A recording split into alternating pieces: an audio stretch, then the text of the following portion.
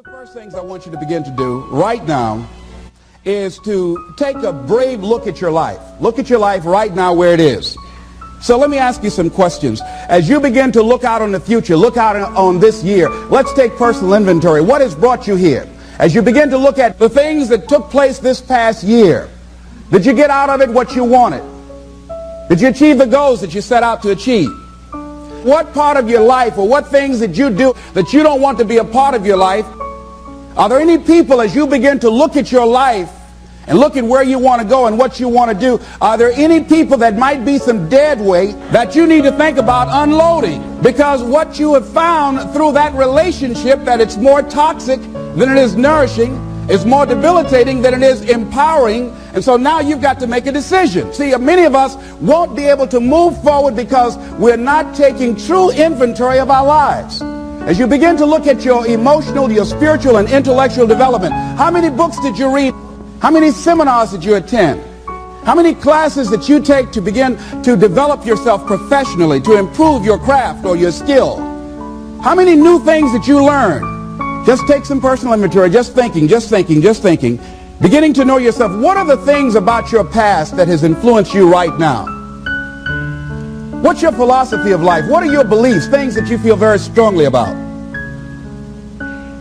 What are some of the things that you have picked up along the way that you've been doing them for so long you think that they're you, that you need to begin to re-examine them and perhaps get them out of your life? See, a lot of things we're doing, we do unconsciously because we picked it up somewhere in life. A friend of mine out of Chicago named Rhea Steele, I was at her house to have dinner, and Rhea, who was born in Chicago, has a tremendous southern drawl.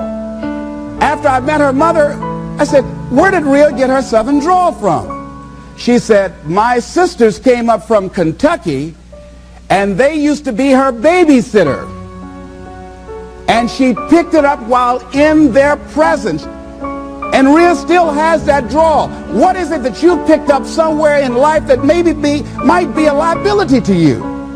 What fear, what beliefs that you're holding on to tenaciously that's no longer allowing your life to work?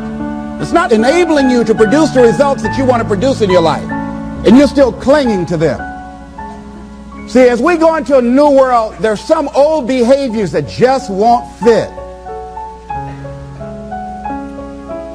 What are the events? What are the circumstances? What are the people that have shaped you? Just thinking. What are the things that you need to let go? Some things that have cost you pain, that's stifling your growth and development. What are those things? As you begin to look at your profession or your career, what is it that you need to do to begin to upgrade your skills or your knowledge, to continue for you to be competitive in the marketplace? As you begin to look at yourself and ask some of these questions, what is something that you're good at? Are you living your passion? Are you living your dream? What do you regard as your greatest personal achievement? What is the one thing that other people can do to make you most happy? Let's think about these things. What would you do if you had 1 year to live and guaranteed success in anything you decided to do? What would that be? What would you do with your life if you had it to live over? Getting to know yourself. What is one value, one deep commitment from which you would never budge? What is one cause that you would like to become involved in to make a difference on the planet? I work in the Cook County Jail in Chicago. It gives my life a great deal of joy and fulfillment. Have you found something like that in your life that you could enjoy doing, working with people? I have a friend that's working with physically handicapped people. She said it's been the most rewarding experience she's ever had. She used to be a constantly depressed individual, always feeling sorry for herself. It has changed her life. She's a grateful person. She's found something that she's lost herself in. What is your biggest setback, failure, or defeat of the past year? What is it about you, if somebody really knew, they wouldn't get into a relationship with you?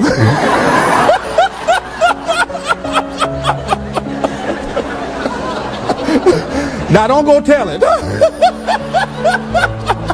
But once you acknowledge what that is, then start working on it and changing it. Change that. It's easy to blame the other person, but start taking ownership for where you are. Are you proud of how you have been living your life? Have you explored your natural talents, your gifts, by enthusiastically trying a variety of activities? Ladies and gentlemen, a lot of us have so much talent and abilities, we just put them back on the back burner, or just left them aside someplace. Never did anything with them, never brought them out here. Used to do them extremely well in high school or college, or just had a natural gift and never did anything with it. What are you sitting on?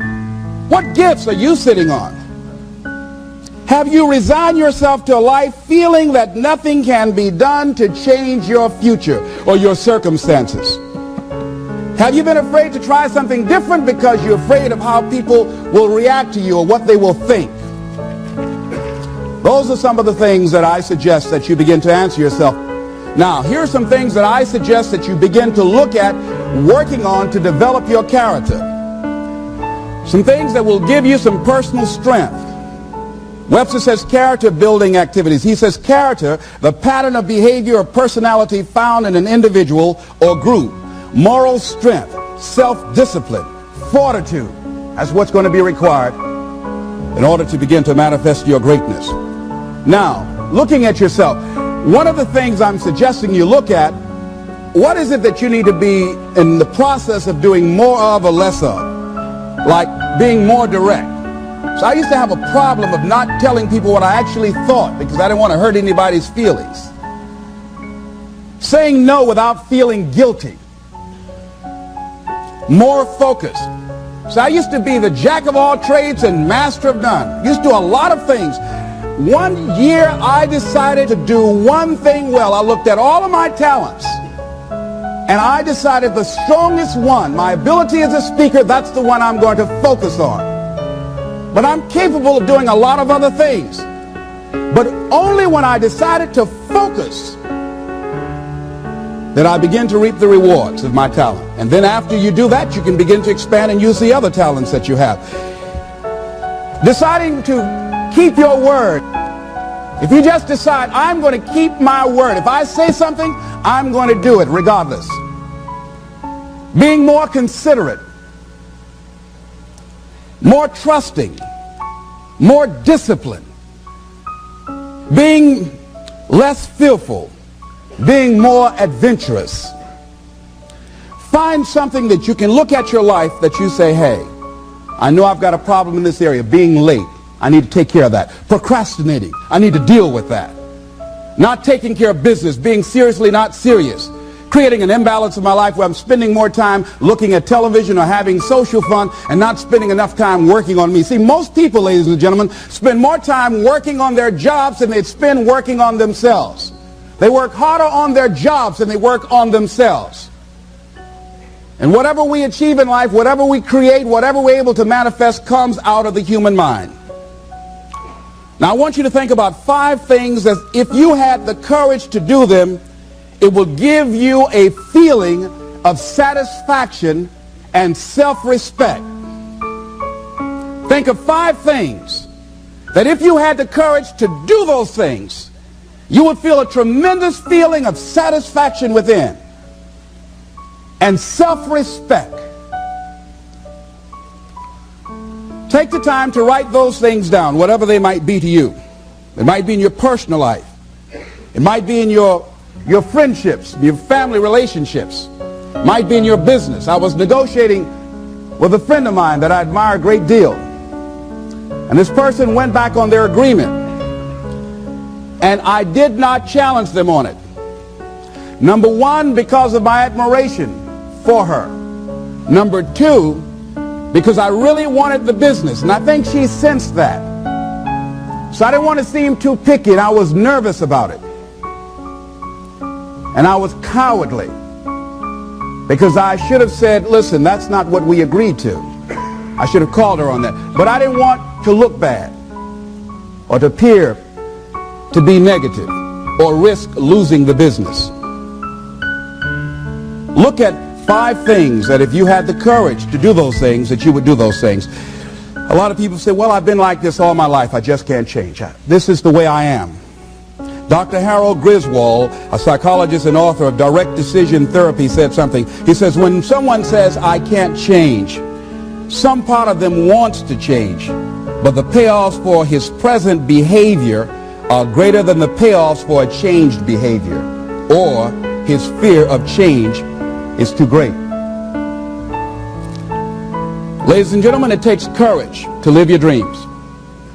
It takes courage to manifest your greatness. It takes courage to decide to live, to decide to bring out all of your talents and abilities, to decide to stretch out, to decide to take a chance. It takes courage to be happy, just to be you. I saw a friend who I hadn't seen for a long time. Her whole personality has changed. She was an extroverted, assertive person, but because her husband has a fragile ego, when she's around him, she cow down to him. She plays to him. She's very silent. She doesn't express herself, her feelings. And there are many things she wants to do, but before she even make a decision of what she wants to do, she checks. How will he handle this? How will he see this? Will this be disruptive in our relationship? A lot of us readjust our behavior and we end up not being who we really are in deference to relationships, men and women. Looking at the word courage, Webster says the attitude of facing and dealing with anything recognized as dangerous, difficult, or painful instead of withdrawing from it. As you begin to look at where you want to go and take personal inventory, it's going to be very uncomfortable. That's why most people don't do it. It's very painful to admit your shortcomings, to admit your weaknesses. It's very painful to do that. It's much easier to withdraw from that and just ignore it. He goes on to say the courage of one's convictions, the courage to do what one thinks is right. As you begin to look at yourself and look at where you want to go with your life, it's very important for you to ask yourself a question as you look at various areas of your life. Is what you are doing right now, is it giving you what you want? If it's not giving you what you want, it's going to take courage to decide to do something differently. It takes courage to enjoy yourself. What are some of the self-defeating behaviors that we become involved in that prevent most people from enjoying themselves? Some people develop the "what's the use" attitude. Why bother? Some people have the "I really don't care." And they convince themselves that they don't care and they don't feel anything. And after a while, they really don't feel anything. Their lives are empty. Some people say, well, it's really not worth the hassle. Just too hard. It doesn't bother me anymore. The fact that I'm not living out my dream. The fact that I'm capable of doing more and I'm not doing it. The fact that I'm content but I'm not fulfilled. The fact that I'm not living my dream. Tom Rusk and Randy Reed in a book called I Want to Change But I Don't Know How said, people go through life many times playing it safe. He says that's the secret hope, that they say to themselves, if I never let myself feel too good, maybe I'll never get hurt too badly. A lot of people don't ever do the things they're capable of doing because they allow themselves to go along with the crowd, following the crowd. Many people have things they want to do, and they find themselves in relationships with people who are addicted to mediocrity, and they allow their behavior to influence their behavior. Following the crowd. Many people don't do it because of the fact that they allow their lack of self-confidence to immobilize them. I remember when I wanted to go into business for years, that was an agonizing thought in my mind. I wouldn't try it, because I didn't believe that I could make it. Of the 5 things that you would like to do if you had the courage to do, I want you to pick one thing. Pick one. And here's how to set it up for yourself that will help free you and get you unstuck. What is the worst thing that can happen if you do it? What's the worst thing that can happen? Let's say going into business for yourself, or changing careers, or getting a divorce. Taking some kind of chance of something that you've always thought about doing, but You just haven't done it for whatever reason. What's the worst thing that can happen? Do the worst case scenario. Now, when you do the worst case scenario, you write those things down, the worst things that you fear would happen. When you name your fears, that puts you in control. What are you afraid of? Name it, write it out so you can look at it. Confront that fear. What is it? I'm afraid that things might work out. What else, Les? I've never been in business, okay? What else, Les? Well, I don't have all the help I need, okay? Good. What else, Les? Well, I don't have enough money, all right? Good. What else, Les? Well, I don't have a college degree. What else? I'm not as good as those other guys that I've seen up there speaking, okay? What else? Well, that's all I can think of right now. Okay, good. Now that takes you to the next step. What are the benefits? What are the benefits of your acting courageously, taking life on? Well, part of what happened was that I felt better within myself, and I had a strong sense of self-respect. Going into business for myself, I made a lot of mistakes. Sometimes I was down on myself. I felt stupid. I felt dumb because people who were in business said, why would you do something like that? Well, I didn't know. Boy, were you really dumb. And I used to chime in with them. Yes, I guess I was. I didn't know any better. But the other thing is, I had to say to myself, but I did it. I did, even if I made a flop of it, I did it. I took the chance. I took the leap. What are the benefits of your acting courageously? Whatever it is that you've identified. Write the benefits down. And then focus on them. Focus on the benefits. Not on the liabilities. Not on your fears. Focus on the benefits. That which you hold in consciousness tends to manifest itself. Think about how good you feel. Think about the level of increased self-respect, the sense of self-worth that you'll feel. How good you'll feel getting up in the morning, looking yourself in the mirror because you're taking life on. The other thing is acknowledge your fears and then go into action. This book is called Feel the Fear and Do It Anyway. That's it. See, I believe anybody who's ever done anything, who's ever taken a chance, doesn't mean that they're not afraid. Courageous does not mean being the absence of fear. I think that being courageous is willing to do it because that's what you feel, and you're going to do it anyhow, regardless. You're not going to be immobilized by your fears or your doubts. You admit, okay, I'm scared to death. Now, okay, what is it that I must choose to do? Go ahead and experience that fear, but don't let that fear immobilize you. In what you've done with your life thus far, is it giving you what you want? Is it giving you what you want? When you look toward the future, when you look at all that's going on out here, is there some place within yourself you say, hey, I know I need to be out there in that arena. I know I can do more than what I've been doing. I know there's some great music that I have within me that I haven't brought out here yet. Is that something that you begin to look at within yourself? So I used to do that, and I used to go to big rallies and see guys up speaking when I wasn't courageous enough to go out there and say, hey, my name is Les Brown, the motivator, Mamie Brown's boy, I want to talk.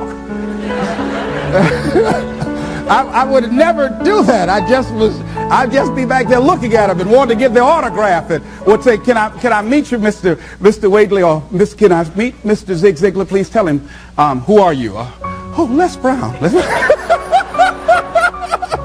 Because I felt within myself I was a nobody. So who am I to go talk to these guys and go get their autographs? I like to do what you do.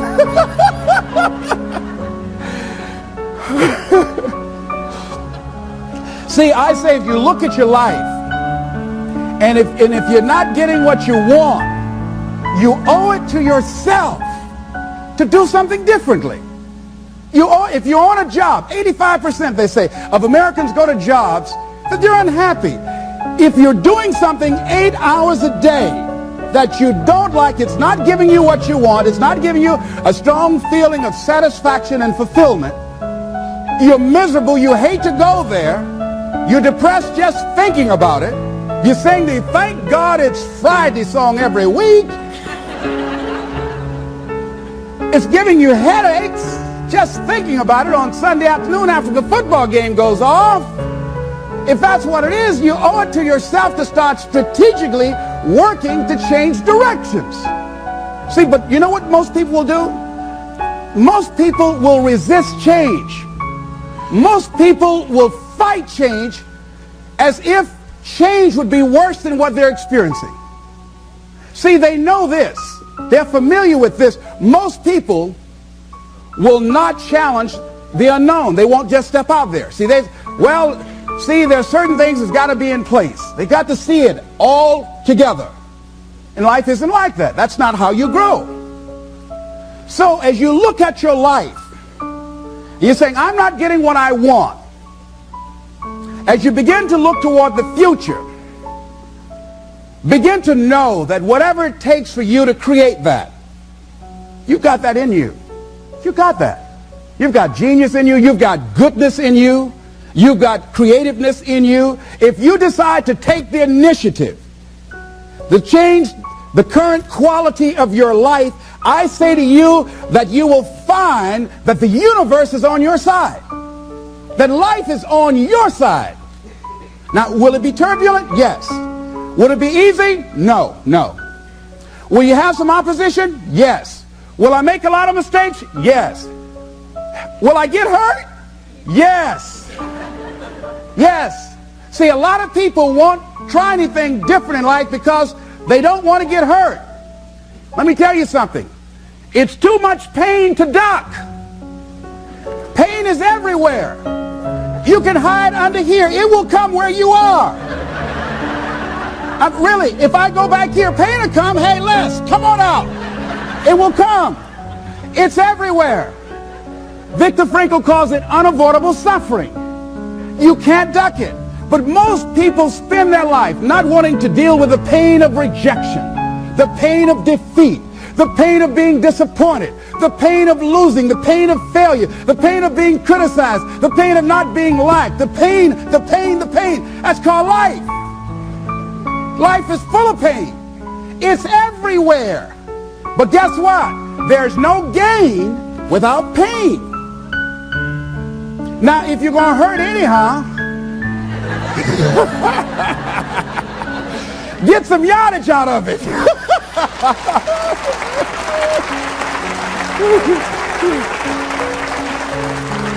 Because it's the pain of regret that you experience.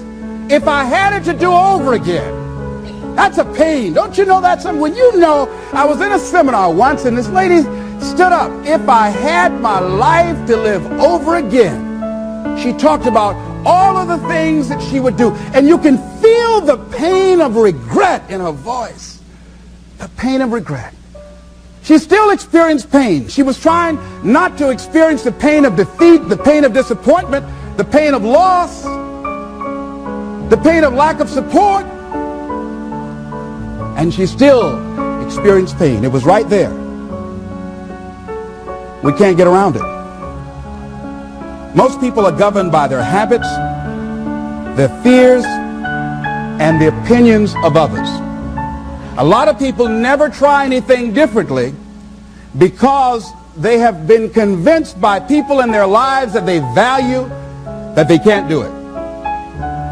They're living within the context of the opinions that other people have of them, the low expectations. Many people doubt themselves because when they thought about doing something at some critical point in their lives, somebody they respected and honored, somebody they believed in, somebody that they loved, someone they trusted said, you can't do that. And they accepted that. That's why I didn't go off to college. I had an instructor that I believed who said, you're not college material, Mr. Brown.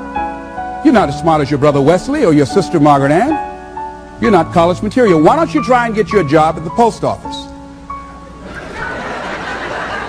Try and do something with your hand, or go down to the Miami City Sanitation Department and see can you get a job there. Or why don't you try and go into the Army? I took that test, Mr. Tellers, already. And what happened? I failed. I told you. Anybody fail the Army test, you're really in trouble. So I went down to the sanitation department to try and get a job. because that's what I believe was possible for me. As you look at your life, ask yourself the question, what would your life be like? What would your life look like if you decided not to care what people thought of you? What would your life be like if you decided to give up some of your fears? What would your life be like if you decided to become courageous? What would your life be like? If you decided to act on your dream, if you did what you felt in your heart. You know what courageous means? Tom Rusk and Randy Reed said. They said that courage comes from a French word which means of the heart. How does it feel to you? He says it's courage, it takes courage to live. Says most people go through life not allowing themselves to step out because they don't want to let go. They don't want to be blown around. They don't want to be moved. The courage to face life's whirling wind of contradictions. The courage to love yourself. The courage to love. For years, I was afraid to love. The courage to take a chance. The courage to be who you are. He says courage isn't for somebody else, for medals, applause, or moral debts. Courage is what at that moment feels most right for you. Not just situational ethics, but what feels right in your heart. The word of the heart. What feels right in your heart. One great philosopher says, cowards die many times before their deaths. The valiant never taste of death but once. What does that mean? That valiant people aren't afraid? No. It means that they experience that fear and they move forward. They move forward anyhow. Many people are dead now. Many people are allowing their dreams to die. Many people are allowing their ideas to lie dormant and collect dust. Many people have all this talent and ability that they are allowing to be buried inside of them, that they will take with them to their graves because they didn't have the courage to be who they are. And I say, as you begin to look toward the future and manifesting your greatness, it's going to take everything in you, that your life deserves the concentrated effort to begin to look at how is it that I can express more of me. How is it that I can bring my ideas out here now? How is it? And start living with a sense of urgency, because you're here today. You're gone today. Life is unpredictable. It's uncertain. There are no guarantees. No guarantees out here at all. So holding back, what are you waiting on? Ask yourself, what's the benefit of your waiting? What's the benefit of your not living your dream? What's the benefit of not listening to yourself? Oh, please. Listen to yourself. You know the feelings. If you start listening to the feelings in your heart, and I'm doing it now more every day, I find that my feelings, I can trust them. And I say to you that as you look toward the future, you look at life on a daily basis, if there's something that you have been given, if you've heard something within yourself that you know that what you're doing now doesn't fit for you, it doesn't work for you, it's not giving you what you want, and there's something else that you want to do, don't allow that inner doubt in you to talk you out of it, to build a case on why you can't have it, to tell you why you're not good enough. You ignore that inner voice and all of the external voices. Don't judge the possibilities for what you can do based upon the circumstances, because the circumstances won't determine who you are. Don't determine what you're able to do based upon your resources. Don't determine what's possible for you based upon where your life is right now. Where your life is right now is not you. That's just what it is right now. But the possibilities for you are unlimited. If you're in a rebuilding process, it's unlimited. If you're coming back from adversity and devastation, it's unlimited of what you can do. That's the capacity of human beings. It doesn't matter how many mistakes you've made. It doesn't matter how many flops you've had. It doesn't matter how much money you've lost. In fact, I see it only as an investment of what you learn from life. Not losses, but investments of what's possible for you. And I say to you that once you start listening to yourself, and as you begin to act on your dream, as you start just trying to find your way, doing what you can with what you have, you will start seeing things opening up for you. You'll start attracting people. You say, where'd they come from?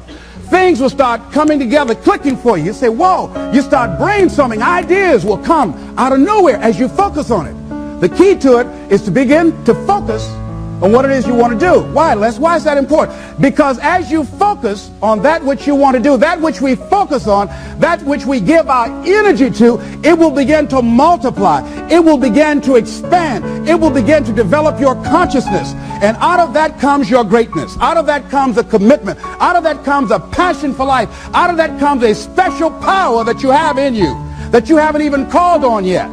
See, the powers that we have will never reveal themselves if we don't challenge them, if we don't put ourselves in a position where we have to use them. So one of the most important things is reading a book that's a really interesting book called Instant Millionaire, and the guy said, put yourself in a position where you can't retreat, where it's do or die, sink or swim. Here's what you'll find out.